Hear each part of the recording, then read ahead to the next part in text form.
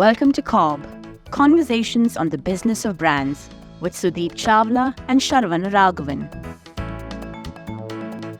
So great.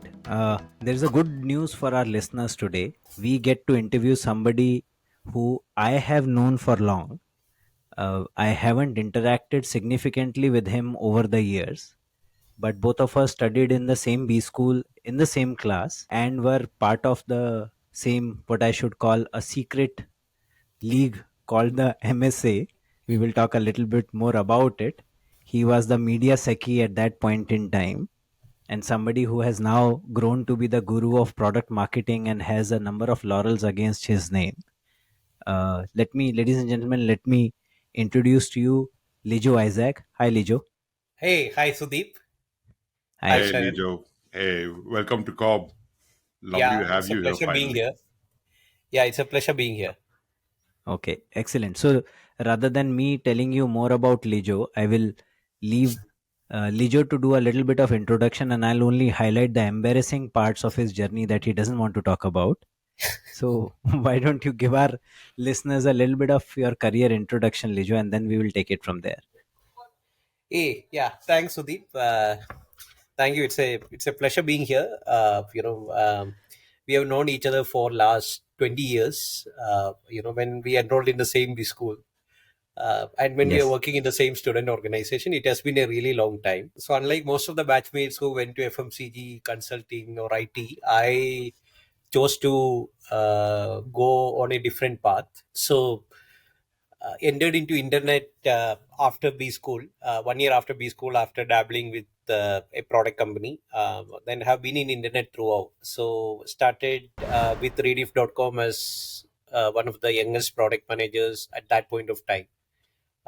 Straight out of B school, the first B school batch that got into any product management role anywhere in India. Then worked with a couple of startups. One of them got acquired by Flipkart. The first ever acquisition of Flipkart, it was a startup called We Read, which was into books, reviews, etc. At that time, Flipkart was only into selling books. Then worked with another startup, which was incubated at Wharton, which was trying to solve the trust for celebrities problem. The same thing that Elon Musk is trying to do through the blue tick now. We tried solving that in 2009. Then the e-commerce Wow. way was just starting off in India. So started with a company called Home Shop 18, which belonged to Network 18. Was one of the founding members of the e-commerce team. Worked there for 5 years. Then we got acquired by Reliance. So we got acquired by Reliance into what is currently known as Agio. I worked on the entire e-commerce experience there, primarily the buy-side experience, setting up search, browse, merchandising, the checkout, the payments. So it was a really good journey out there for 5 years. After which that option came to move to Reliance, but I decided to again continue with startups because I have already fallen in love with startups and worked with Practo for 3 years. There it was a slightly different role. From product management, I shifted to growth marketing or more of product marketing. So worked in Practo for 3 years, grew their traffic from 2 million to 20 million over 3 years, launched multiple initiatives, product-led initiatives without spending money, how to do marketing. That was the primary problem statement there. Then after Practo, I decided to take a small career break. I acted in a BBC TV documentary, which was a very popular show in TV called Great Canal Journeys. So it was an enjoyable journey where we lived in boats in Brahmaputra and Kerala for 1 week and shot with two octogenarians from the British theatre scenes. It was a really enjoyable journey, and then moved back to product management, started with the wealth management division of Paytm. Again, I was a part of the founding team there, which launched a product which is currently known as Paytm Money, set up the mutual fund part of that business, worked on the equity part of that business as well, the common platforms, launched NPS, and handled digital gold as well. Worked in Paytm for 3 years, and then when the pandemic was just starting off, joined Byju's, launched a product for online classes, currently handling the online classes product for Byju. It's a product called two teacher model where two teachers are present within the class. The product has grown nicely from zero to almost like 300,000 odd paid students over the last 3 years. So this has been my career journey till now. Excellent. It's a very exciting one, Lijo. I Hmm. think there are lots of inspirations to be had from taking the first dip into Yeah, internet, sorry. e-commerce, taking a career break, going into acting. So let's talk about each one of those as we progress further. You used a few terms when you were describing your career, and I thought that it will be good for our listeners to understand them. Yeah. Sharan and I have spoken a lot about brand and brand marketing as we Mhm. before this episode, and there are a couple of terms that you spoke about. I thought it'll be good to have your point of view of what is the difference between, for example, brand marketing, yeah, or Okay. brands, then product marketing, product management, and growth marketing. Correct. Yeah, these are three Yeah. four terms which gets used, and I'm not sure how many of us are very clear about what each one of these means. So if you can And just I've kind of encountered this question, and I've asked this question, and I've never really found clarity from anybody I've asked this question to. So therefore, we've landed at you, hoping to get clarity with you. No pressure. Yeah, yeah. Sure, Sharon. Sure, Sudeep.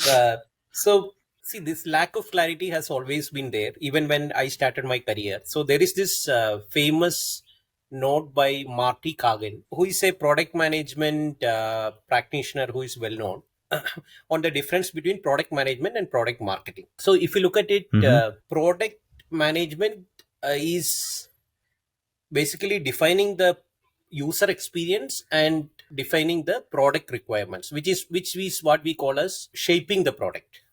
So Mhm. in a consumer internet product, how does the product, I mean, what is the consumer insight or the problem that is being solved out there, and how to creatively solve the problem? That is what the product manager is responsible for, while a product marketer is responsible for telling the world about that product, which is a slightly different thing. Mm, So a mm, product marketer will give a lot of really good inputs to a product manager, which will become one of the core things based on which the product is being created. mm, While the product manager will give similar inputs to a product marketer on some of the differentiate of the product based on which he can do marketing and he can tell the world about the product. That is mm, the difference between product marketer and product marketing. mm. So coming to the growth marketing part and brand marketing, so growth marketing is everything on a consumer internet products minus brand part. So primarily it is ROI driven. Mm. So which includes any kind of paid marketing, on marketing, any kind of organic marketing. Lot of those things come under growth marketing.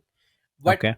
the core of that also is the fact that you can fundamentally, if your product is fundamentally good, then you don't have to worry about marketing at all in a consumer internet product. So you can have examples from India and outside of products like Dropbox or product like Facebook, where the product itself grew viral because of the use case that it was trying to solve.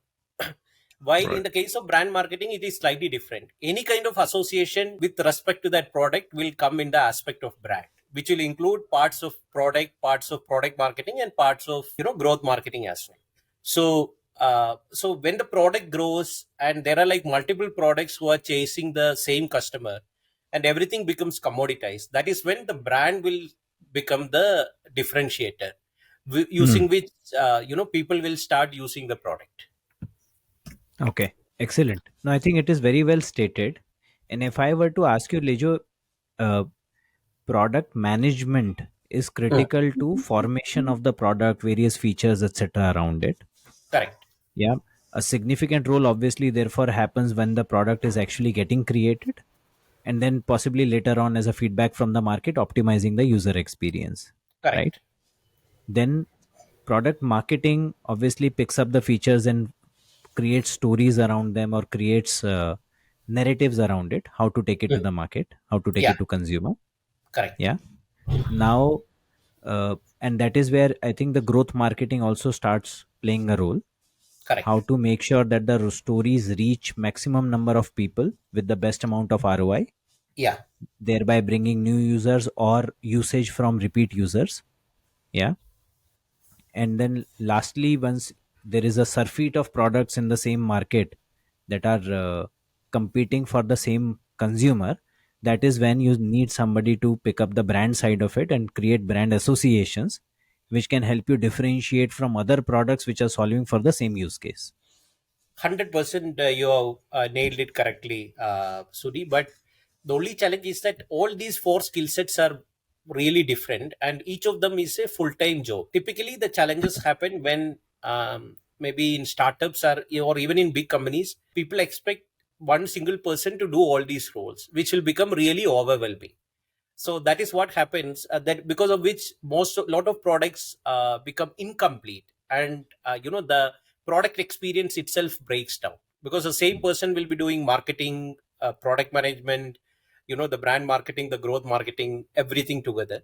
So that is why each of these disciplines would require somebody who is well versed on it, depending upon the stage of growth of that particular product. Right. And when we talk about the popular marketing of lead generation and downloads, all of that would be under growth marketing, Yeah. and the brand focus would be under brand marketing. Yes, you're right. So, so Lijo, would this be a cascade thing for a startup? Would a startup first focus on building the product, focus on product marketing, then growth marketing, and then brand marketing? Or does that really vary in different industries? It actually varies. So I have worked with founders who are very strong in marketing, but there were some other founders who were very strong in product discovery as well. So in the startups, I feel it is really different, and it's a fight for survival. When I say Right. survival, it's a fight for finding the product market fit. Right. Hmm. So if you find the product market fit, then the marketing part of it would come into place. So essentially, if when there is, what do you mean by product market fit is primarily that there is somebody out there who has a problem which you are trying to solve, and they are ready to pay for it. If you Right. are finding people like that, then you can actually get into marketing. How to expand those the scope of those people, or the number of those people who are having that problem. Right. That's the way we have to look at it. So in the startup, the first thing that you have to focus on is creating a great product that is solving a customer problem and which has a product market fit. And if the market is large, then you should start with marketing, so lead generation and then brand marketing and things like that. Got it. But if the founder has a marketing taste, then you will see that the brand part is always there, even when you are trying to get into that product market fit mode. So, Lijo, now that you've picked it up, I wanted to delve deeper into one specific aspect. When we speak to marketers today, there is interest that all of them express into product marketing and product management separately. Yeah, Correct. and we keep hearing all of them inquire about these two careers in these two, and specifically with the background of internet focused companies. Correct. You have had significant experience in these, so can you help our listeners identify what are the key attributes which make you successful in these two careers differently, and what is it that they should expect as a day in the life of either a first a product marketer and then a product manager, so that they can picture themselves and see which career are they really meant for and they can really prepare for it? Yeah, sure. Let's first start with maybe product management. A product manager is someone who is responsible for shaping the product and shipping the product. Now, shaping the product, if you look at the skill sets, it includes consumer insights. When you say consumer insight, it's primarily, the user experience, the fluency with the data, and being the voice of the customer out there. Then the other skill sets that the product manager would require are things like product strategy and product execution. When you say product strategy, it's about how you are able to drive business outcome and how much ownership you have out there, and what is the product vision and road mapping that you are doing as a product manager. That would come under product strategy. And the next is product execution, which includes things like feature specification, how should the users be using your product, and product delivery and product quality, where you work very closely with the engineering. And lastly, in between all this, there is another aspect of influencing people as well, because as a product manager, you have a lot of responsibility, but you don't have much authority on the people who are working on the product. these people would be from engineering, from design, from marketing, legal, and from multiple other teams. So you need to have very strong influencing skills up bottom as well as among the peers. That is something that is very important. So these are the kind of skills that you would look that you would need as a product manager. But for product marketing, it is slightly different, but that consumer insight part still remains the same, because you need to understand, you should speak to the customers, try to understand what is the problem that is being solved, whether that problem is being solved in the best possible way. So that's one part. And unlike a product manager, maybe a product marketing manager should be a little bit more creative on the marketing aspects of it, and the work with engineering may not be as deep as how a product manager would ideally do, because the product manager is also responsible for the product quality and ensuring that product is working as expected, which involves a lot of technical aspects as well, while a marketing manager does not have to worry about all those things. He would look at a product manager as a partner to ensure that those things are being taken care of. So the career in product management as well as product marketing management disciplines, both of them are like really fulfilling,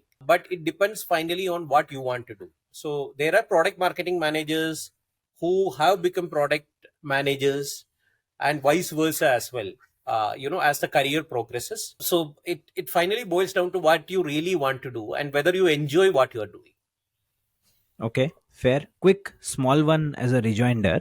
Uh, to become a product manager, do you need to be, a coder in your previous life? Do you need to know coding, or can a non-engineer, non-coding background guy do well as a product manager?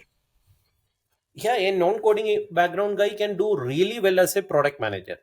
So Hmm. somebody who is coming from an engineering background, they always try to see how the product is superior from a Hmm. technical point of view.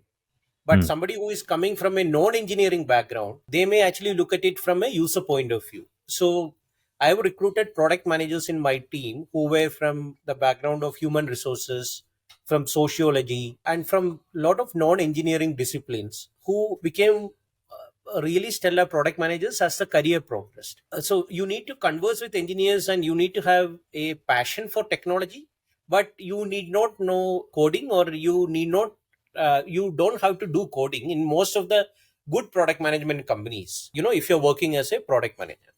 Right. So it's not just the engineers taking all the marketing jobs, it's the other way around also. Yes. Yes. That's right. But that takes me to a very interesting point, Lijo. We both come from a large FMCG background, right? So we have this kick about touching so many people's lives when we see the product in the market, the packs disappearing from the stores and all that. And you worked across brands which touch pretty much every Indian's life today. I don't think Yeah. anybody would have an email today without ever having gone across Rediff or looked up a doctor, and looking up doctors and Practo. I'm sure it still continues with Yeah. Byju's, with Paytm. I think you've touched brands that have touched a lot of people's lives. How do you develop your domain expertise across these brands? Because all of them are very different industries at the end of the day, while they could still be tech centric. How do you go So about something like finances? I'm not sure something I can pick up overnight and work on a new finance product. How do you do all that? yeah, so as you progress in your product management career, you can either become a domain expert or you can become a functional expert. So Mm-hmm.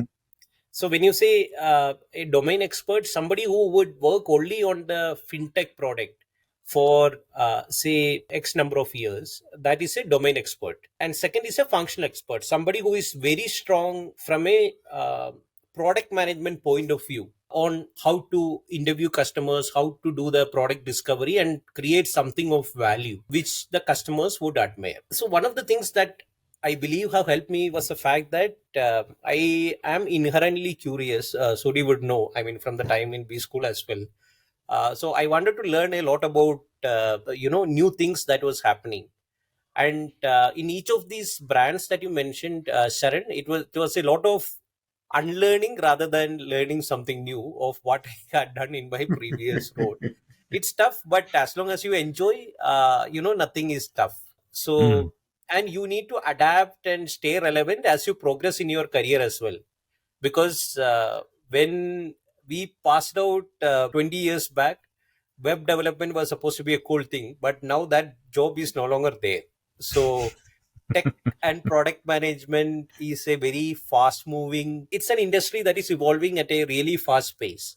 Right. Now AI is coming in, so you need to get ready for that mentally and see how that can be used to improve the lives of customers all across. That's the way you will have to look at it.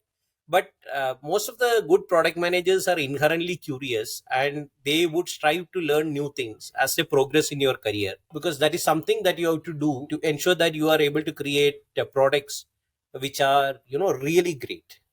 Awesome. I'm going to press on that a little more, Lijo, because I think you're being a little modest there. Curiosity, I get, right? Yeah. Now, you're going from one company to another where I don't expect them to have a formal induction process and all that to get you Yeah. into the industry or the domain you're going to be working in. Do you have any set of learning hacks that accelerates your learning in a specific domain? I ask that because there are a lot of people who in the startup world go from one industry to another. Is that something that you practice, or is there some toolkit or something you do to bring you up to speed? Because I'm sure there's not enough time to do that.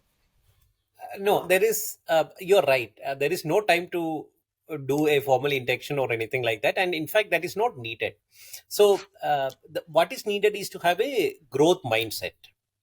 So, when we were creating the product at Paytm Money, the first thing that we did was to ensure that we are interviewing people who have been working in fintech industry for quite some time. But what we realized was that they were not approaching the problems in the way a digital company would do. Say, for example, when we were interviewing people for mutual fund product manager roles, what we realized was that a lot of them were worried about regulators, and how regulators would view the product rather than thinking about how customers would use the product. So that was actually a red flag, when we were interviewing the we were interviewing the people for the initial product manager role.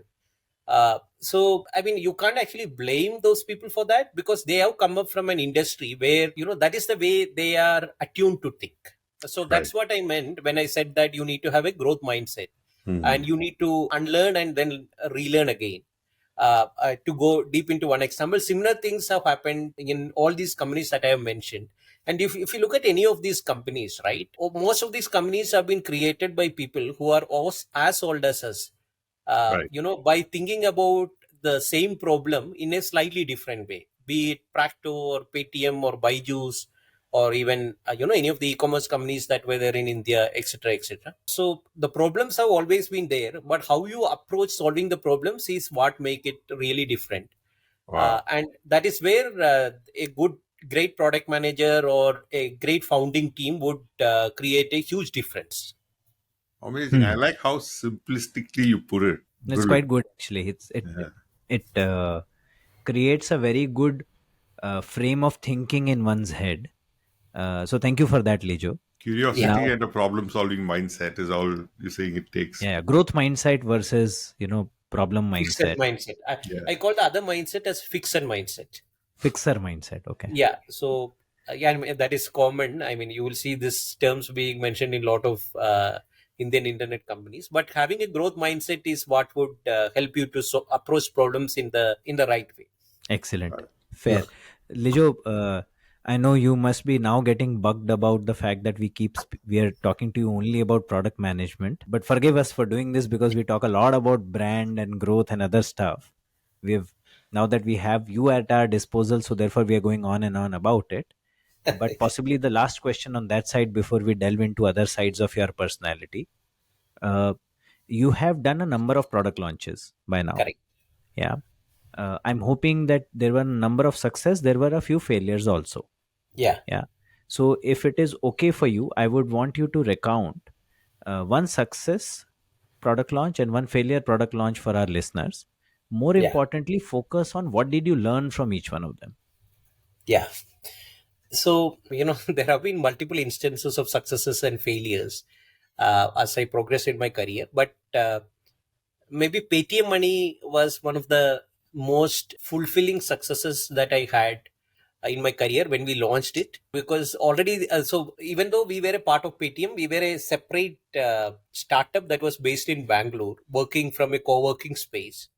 And for the first 4 5 months, we didn't even use the brand Paytm for any of the things that we were working on. It was a very tough product to launch.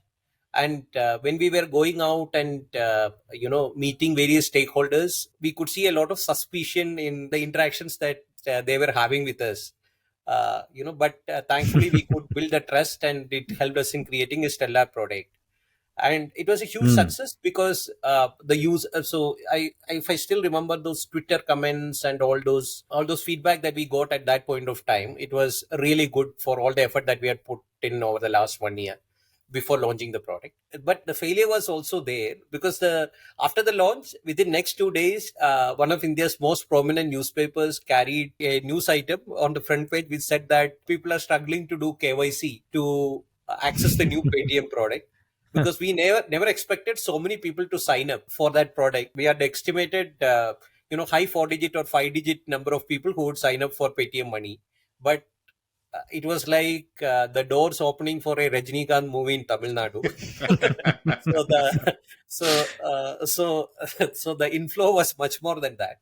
Thankfully, we could work with the larger Paytm team, and we went to some parts in North India where we had a large KYC setup already, and we trained them. That was my first visit to that town. So that's the way we overcame that failure that point of time. But the learning from that is that still, even now, the process that we follow in Paytm was very highly automated, and we could do as many KYCs as a traditional bank by using only 15 or 20 people, and that too within like 20 or 30 minutes. So when we started, it was like 24 hours plus, but we brought down that timeline considerably by doing a lot of automations in the backend. And that's the way we came out of that. So if you look at it, in the middle of difficulty lies the opportunity, and you should learn from the failures and try to see how you could have worked on that problem or approached that problem with a slightly different solution to make it even better for the customers who are using the product. Nice. So we asked for a product management lesson. We got a life philosophy. Thank you for that, Lijo. I think all the answers have been along the same lines. Yeah. So I think it's more about the personality. And I think Lijo is slowly moving to the top level of Maslow's hierarchy. And it is fairly expected that you might get a lot of life actualization lessons from Lijo through the course of this podcast. And I'm happy our listeners will get much more than what they bargained for. So I'm not complaining for one. Okay, excellent. So let's now, with Sharan, your permission, let's move ahead of product management. Yes, please. Let's and get to another facet of Lijo, which is around angel investing. Okay. Yeah. Again, Lijo, angel investing is something which is not very highly penetrated in India. Not too many people are currently participating in it. There is a significant potential, right? So we would want to delve a little bit more on this. So first, tell us, when you started or in your journey, have you had any mentors on this? How did you pick it up? How did you grow into it? Yeah. So this started when some of the people who were a part of my team approached me and asked me whether I would be investing in whether I would be interested in doing an angel in their startup. So I had never done angel investing at that point of time, but I knew that the people were good, and the problem was large. And that is how I started angel investing. So I did my share of mistakes, but it has been a good journey in terms of, getting a balcony seat to a lot of companies, which were like just germinating and trying to grow, to a bigger offshoot. So some of the angel investments have been really good. There were some investments in which I got 15x, 20x kind of returns as well. So the idea here is that, whether you can bet on the team that is working on it. So one of the questions that I had in mind always when I do when I was doing any of the angel investments as well, should I invest in team or should I invest in market? So the market may be large, but if the team is not great, then how do you do that? Or the team is really great, but the market is very small, then how do you do that? So I had my fair share of learnings there. But now I go mostly with the problem that they are trying to solve, because I've seen that some of the companies where I had invested initially, some of them pivoted to a different problem and then became even bigger startup as they grew along. So that is the way I had approached it. But I didn't have any mentors. Primarily, the people who were a part of my team who was looking for some advice in from product or from tech or a growth perspective were the first people who requested for angel investments, and that's the way it has progressed. Okay. So we get that you focus significantly on the team, Yeah, because the team might be solving one problem today, they might pivot to another one, but if the yeah, team is good, they will make something out of it. Yeah. correct. Lijo, you worked yourself in multiple startup environments, right? Hmm. So, what is the role you play when you are an angel investor? Do you participate in the business or do you give them guidance? And when you said you have a balcony seat, when you know something's going wrong, what do you do? Do you step in? Do you not step in? I know it's a very delicate equation between the angel investor and the startup team and the founders. How do you manage that? So in angel investing, until and unless you are being asked for help, you typically stay out of how the company is being run. Okay. But since I knew some or most of the people where I have made an investment, I mean, they ask for some advices in hiring, sometimes for interviewing people, for product roles, for marketing roles, etc. Mm. Sometimes they would, bounce out some ideas. That's the kind of help that is typically requested by most of the founders when you have made a direct investment, and not through a syndicate. So that's the way typically it works. But when I say balcony seat, it's essentially on how the company has progressed over X number of months or X number of years after the Right. angel investment has been made. Right. Mm. Mm. So it's also a zero sum game. You either it becomes really big, or you may end up making nothing at all. If you're planning to do angel investment, you should ensure that only a certain part of your portfolio goes for angel investments. Hmm. So everything else remains as it is, and that's a risk that you are taking. Right. Okay. And how do startups reach out to the angel investors? Is it better to approach the syndicates through their websites, or is there a back channel approach that they can get access to? Because I meet a lot of the founders who say, I'm not able to get access to VCs or angels. And when I talk to some of the angels, they say, you just have to go to the website and figure it out. So one side is saying it's so simple, and the other side is saying I just have no access. So what's the right way to go about this if you're a startup founder? See, actually, it's really simple to get access to any of the angel investors. The best way to do it is through a common connection. So if there is a common connection who is introducing a startup founder, then that's the best way to go about it.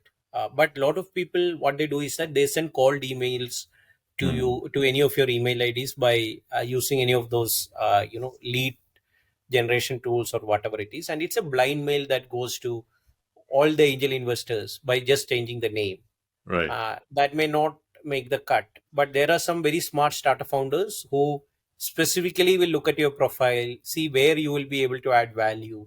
Then they write a custom mail saying that you're done this is the way I would be able to, this is way I'm envisioning the your participation as an angel investor in my startup. These are the areas where you would be able to help, etc. So when you get a mail like that, which is specifically customized, then you end up meeting the founder, and if everything goes good, then you end up making an investment.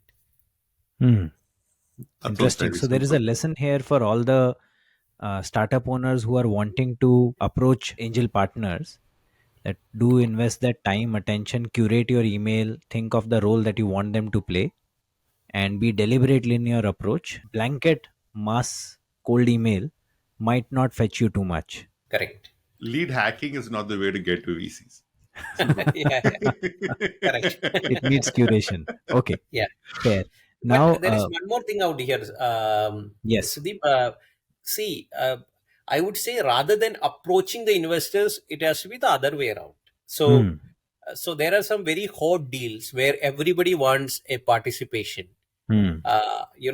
Those founders don't go out and try pitching to the angel investors. The angel investors would come in search of them. Hmm. Hmm. Hmm. There are some products which I use, and then after using it, I decided that, oh, this, if I can actually get a participatory role in this, it would be good. And then I try to reach out to the founder. That is the Hmm. other way as well. It's Hmm. just that portfolio size is there for a lot of angel investors, and they want to invest. And it's not that you have to reach out to the angel investor, it's the other way around as well. If your product is inherently good, whether it's a consumer internet product or a SaaS product or a D2C product, then you wouldn't have any issues in getting angel investments. Hmm. Okay. So out of all the, for example, products that you have either considered or invested into Lijo, Hmm. maybe if we were to try and say, just give us one name that you think you were impressed a lot with, and what do you think everybody can learn from how they went about, either opportunity identification or translating that opportunity into some kind of revenue stream, or the sort of pivot that they did, anything that you think we can learn from. So there is this company called Go Quick. Go quick. Okay. It started by our juniors only, Sudi, for maybe like 3-4 years junior to us. Hmm. uh, you know um, as soon as I saw the pitch, I was like, I have to invest in it. Hmm. And that is one of my highest multi-baggers in the portfolio now. now now the thing that is slightly frustrating for me, that is that I didn't invest too much in there. So so it was actually a good one, so I hope they will prosper as they go along. Okay. And Go quick is a checkout company. Yes, It's a yes. checkout product. Yeah, correct. Okay. And what do you think they got right? Is it the opportunity identification, or their PMF was great? What do you think was good about them? Yeah, both. So the founder, I mean, I don't have daily interactions with them, etc. But the founder had worked in an e-commerce company, Hmm. and it was very evident in his pitch that he was very clear about the problem that he was trying to solve. Hmm. This was in the initial pitch, Okay. when people were not ready to invest in him. Hmm. Hmm. Hmm. Okay. Fair. And I've even heard that a number of checkout startups also got incubated at this one Shopify. Yeah, Okay. even globally, Okay. because that's a problem which I think a lot of the people have tried to solve for. Mhm. Yeah, even small stores who want to create a store on Shopify and therefore are struggling with checkout problems. Yeah. uh, and checkout is a lot about one, making sure that the fulfillment happens, number two, all the discount coupons and everything that you want to customize there. Mm-hmm. So it seems like a problem which possibly has a lot of dimensions to it. Yeah, that is correct. So though, that's why I was saying that new opportunities would keep on coming in. Hmm. So in 14 years back, when we were fresh out of B school, it was e-commerce was a big opportunity. Now each Hmm. of the specific sectors in e-commerce itself is a big opportunity. So Hmm. as things grow, Hmm. the new opportunities would keep on coming in, and smart entrepreneurs would always discover those and will try to solve it in a creative way. Okay, All right. excellent. So now you, as somebody who is now one, a creator within this space, number two, an angel investor and a ringside viewer or a balcony viewer, as he said it, of this space. If you Okay. were to advise some of the marketing students or the entrepreneurs, the startup entrepreneurs, that this is one space you should look at, is going to hot up a lot, this is some place that you should invest your capability and effort into, what would that be? I don't have a clear answer to that, Suri, but I believe that agri-tech, climate tech, etc., would be like really large. Okay. People are really excited about AI as well, but they are excited about AI as a technology, and they are Yeah. not excited about how AI would solve some of the consumer problems. Yeah. But there may be some places where you can deploy AI as well. Hmm. But Right. currently, most of the things that is being solved or that where the approaches are coming are like very basic tactical level problems. But Okay. agri-tech, climate tech, new things would keep on coming in. So not sure about that completely. Okay. Fair. And So you are there. asking me to predict future. If I could do that. See, Lijo is being humble. And for those of you who are listening to us, AI right now in the last comment that he made is artificial intelligence. It is not angel investing. Oh yeah, correct. Okay, I'm going to pick up on that, Lijo. I'm going to turn that around and say a lot of the angel investors keep talking about maintaining a deal flow. Hmm. For our Yeah. listeners, could you tell us what a deal flow is and how does an angel investor maintain deal flow? Uh, Typically, these are the early stage companies who are seeking investments from you. Hmm. So that is known as deal flow. So you need to have contacts. You need to have other ways in which these companies should be reaching out to you. Okay. So essentially, if the pool of the companies that is reaching out to you is really large, then you can pick and choose from them Hmm. and you can deploy your capital accordingly. So I'm a part of investment committee of some of the funds as well.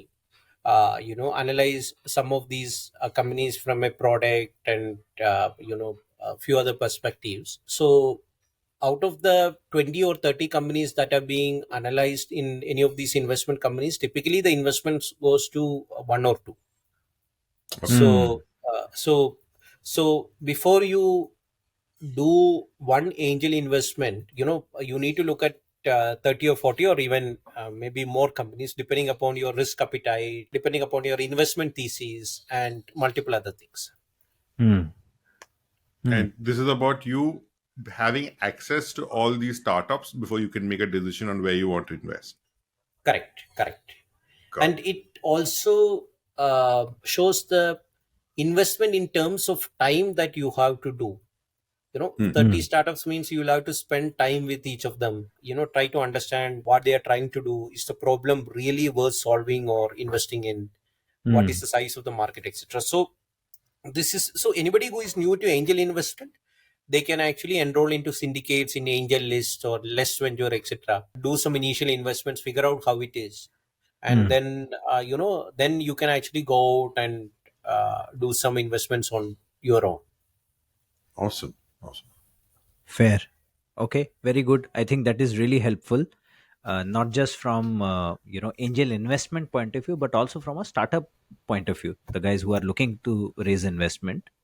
And Correct. Lijo, any advice for entrepreneurs in what is being termed as a funding winter, where everybody is trying to prune their run rates and especially the spending run rates, and therefore everybody is really thinking that funding is not really available. People are asking hard questions, etc., etc. Any advice for the entrepreneurs in during this context? See, the early stage funding is very active even now Hmm. for angel investments or maybe like till Series A. The funding is really active out there. Now, everybody is a little bit cautious, is the only chain that has come in. But late stage funding is relatively difficult, as you can see in all the news, things, etc. But Hmm. it's a good thing since most of the so it's a wake up call, and the companies would become much more efficient internally Hmm. on how they are deploying their resources, not only cash but also people and other resources as well. So Okay. the age of chasing growth at the cost of whatever is gone, now it will be like prudent choices that will be made to ensure that there'll be profitable growth. Hmm. That's a good thing, right? Yeah, it's a good thing.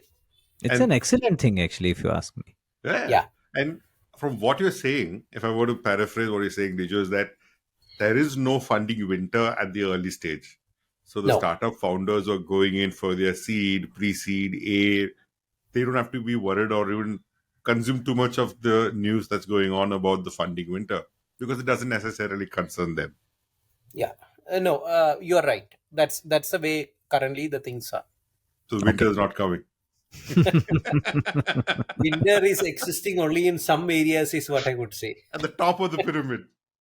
Yeah, maybe. Correct. Okay, excellent. So now, Lijo, from dispensing knowledge around product marketing to sharing your experiences within angel investing, now is the time where we mine some of your advice for people Mhm. who are starting out their careers, Okay. right? So our podcast gets listened to by a number of marketing students and some number of people who are working currently with either startups or agencies who service the startups, and they also look for some advice around building capability or how to shape their careers, Correct. right? Both sides is where we get most of our questions from.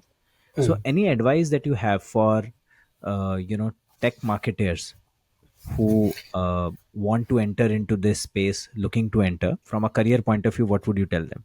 The first advice is to ensure that you're finding out what you really enjoy. You know, Hmm. if you find out what you really enjoy, and then you won't look at what you're doing as work, because if it is enjoyable, then you won't mind doing it at whatever time of the day, and whatever the effort it takes. That's the fundamental thing that you need to remember. That is one part.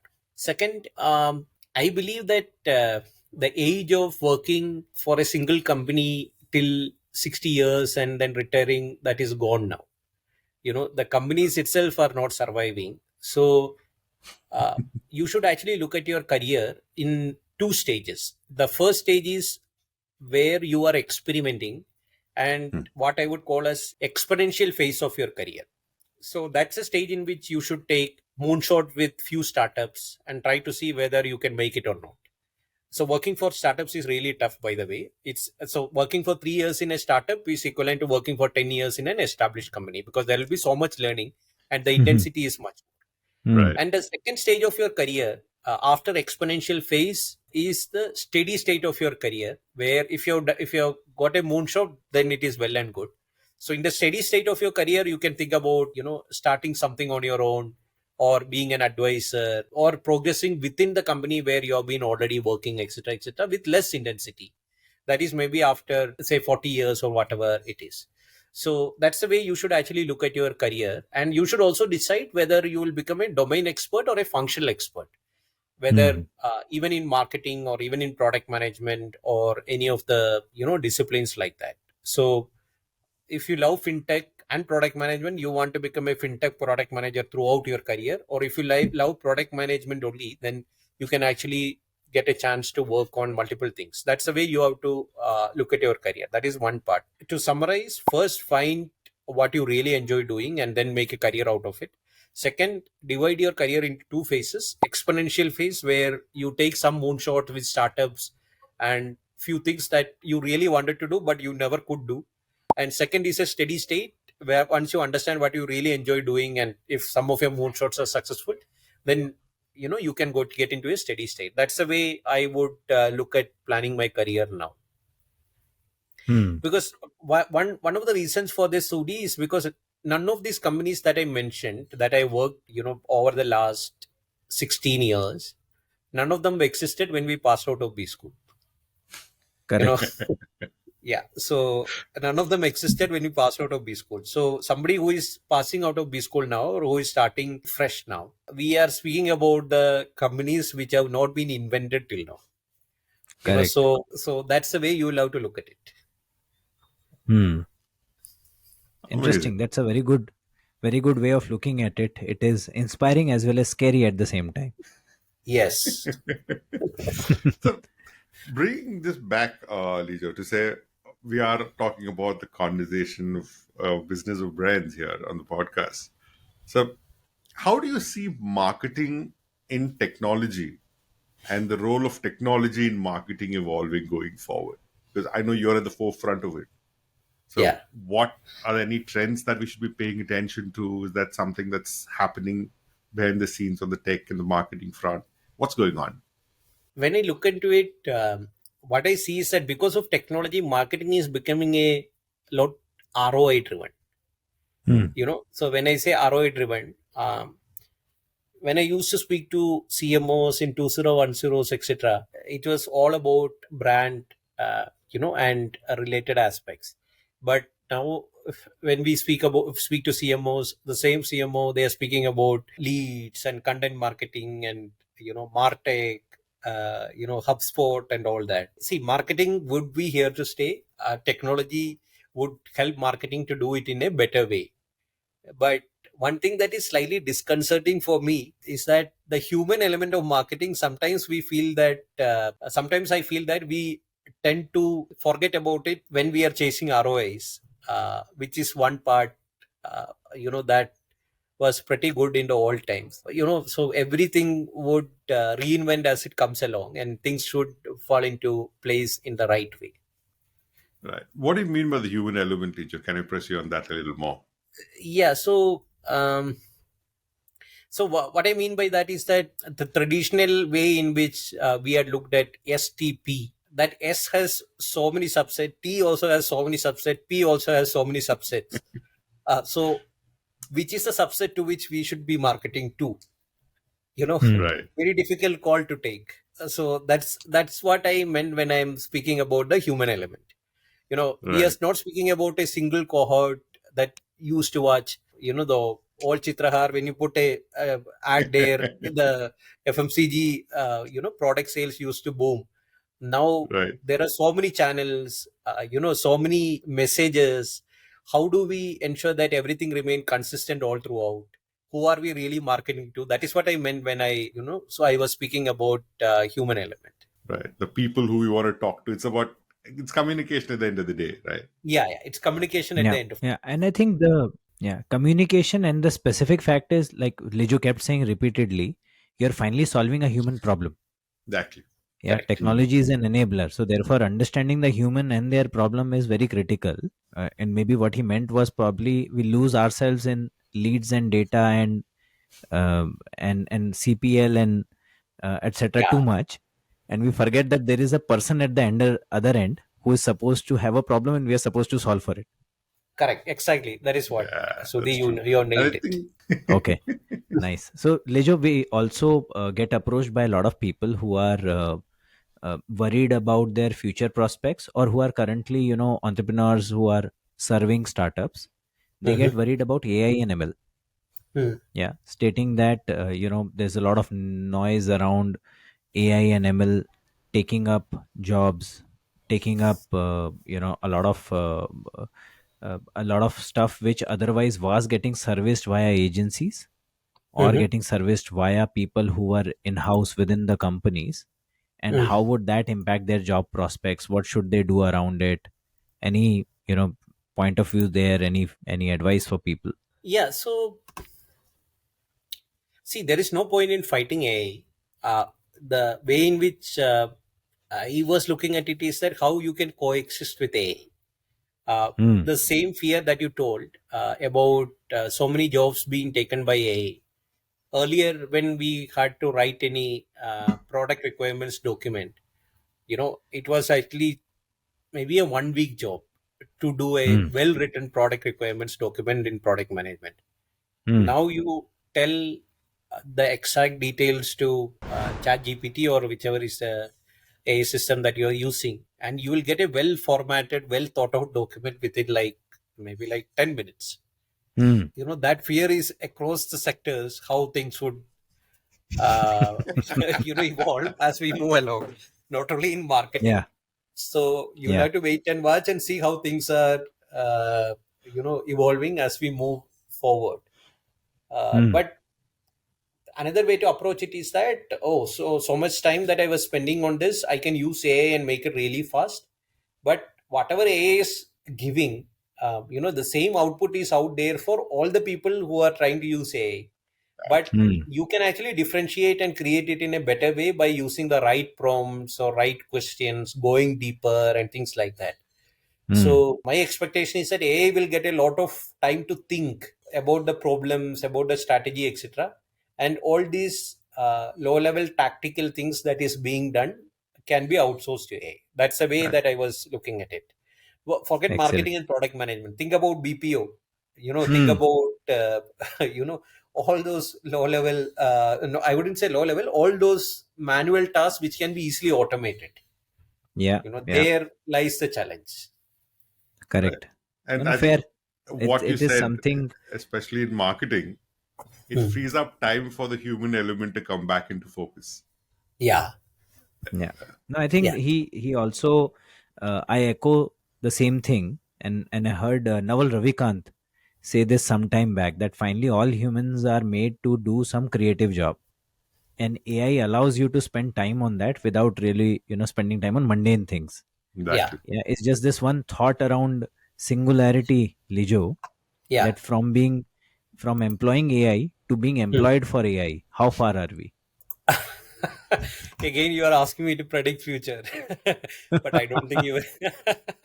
But I don't think we are being very far. I mean, I Okay, don't think we are very far from those days. okay, We'll have to figure out how it is. okay. The Fair the AI activists will also come into picture. come Yes, into picture in some time.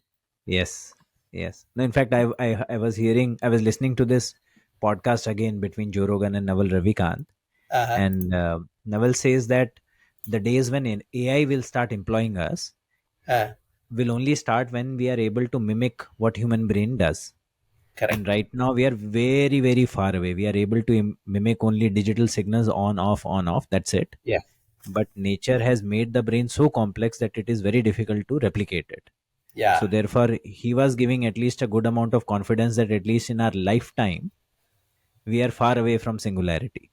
Yeah. So let's So I see just thought how. I'll get Lijo's affirmation on that and rest peacefully tonight. Yeah. I mean, so you'll have to wait and see how this is evolving. It's too fast. The way in which AI is evolving, or any of the technical aspects around, ML or AI is evolving, is really really fast. Hmm. Any particularly interesting use case of AI that you have employed? See, my wife is a teacher. Hmm. She used to spend, I mean, rather than my use case, I was actually observing her. And once I showed her how AI can be done, Hmm. she has been like trying to use AI for creating some questions and lesson plans, etc., which used to take a lot of time, earlier. Nice. Yeah. Nice. So I taught her how this can be done. Hmm. And she has been using it in a very smart way. Nice. So that, I mean, I'm just saying there are so many use cases out there. Anybody can use AI. It is so simple to use. Hmm. But it may not replace search, but it is so simple to use. Nice. Now that's a great example, Lijo, for something which possibly we might see every day around us. Mm, Uh, Anybody whether you are working in tech space or not, you can employ AI to make yourself more efficient. correct. Yeah, I think at the end of the day, it is a productivity tool, and it's really up to the individuals how they want to leverage it and add, like you said, their own spice into the mix and see what cooks up. And Correct. I yeah, think the first persons who will get replaced are marketing consultants, Sharan. marketers, the consultants will No, survive. no, market. Lijo, don't get hassled with it. We keep taking pot shots, so don't worry Okay. No, about no, this no. one. He keeps taking pot shots at me. I never need to take a pot shot at him because all his breed are my prospective clients. Okay. Excellent. No, I think this was good fun. These are some of the things that we thought we will talk to you about, Lijo. Yeah. These are many of these aspects are some things that we come across from time to time.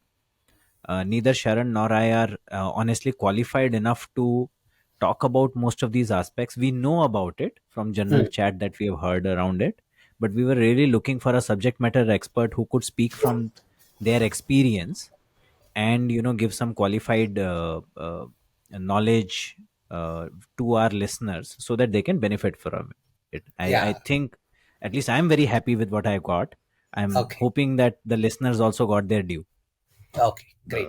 I'm Yeah. sure, So and we rarely come across a person with an MBA background not having taken the traditional path, and even in the non-traditional path, branch out into acting in documentaries and then coming back to work in startups.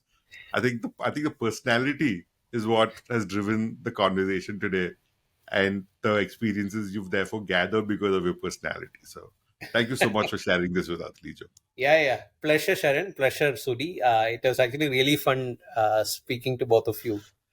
But what we have to remember at the end of the day is that there are so many things that we can do in life, and we should not compartmentalize ourselves to only one thing, and not know whatever is there in unknown.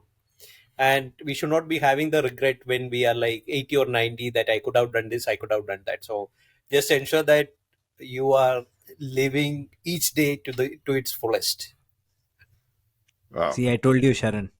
That's Life philosophy is not far away when you're talking to Lijo. The Maslow's hierarchy shows up.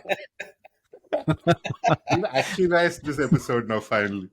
No, Self-actualized. Thank you for this, Lijo. I think it's been a great pleasure. Yeah.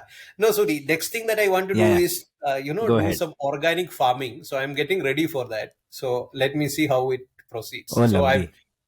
so I'll try to see how that part is coming along. That is something that I want to experience. So we'll figure out as we move forward. Very good. I think, Sharan, next we should host Lijo sometime later on a podcast as a tech farmer. Yes. Farmer who is completely tech enabled, and that is why I said he is looking at agri-tech space. AI, agro, tech. is the combination we're going to put together. Correct. So let's, And yet with AI, you will have organic. 100% I hope organic. so. Correct. Yeah. Okay. Excellent. Good. I think this was good fun, Lijo. Thank you for doing this. We hope to host you sometime, possibly later again as well in your latest avatar. And till then, thank you very much from all our listeners as well as us. Thanks a lot. Yeah. It's a pleasure, so Sharan much. and Sudhi. Thank you. Thank you so much. Thank you so much for hosting.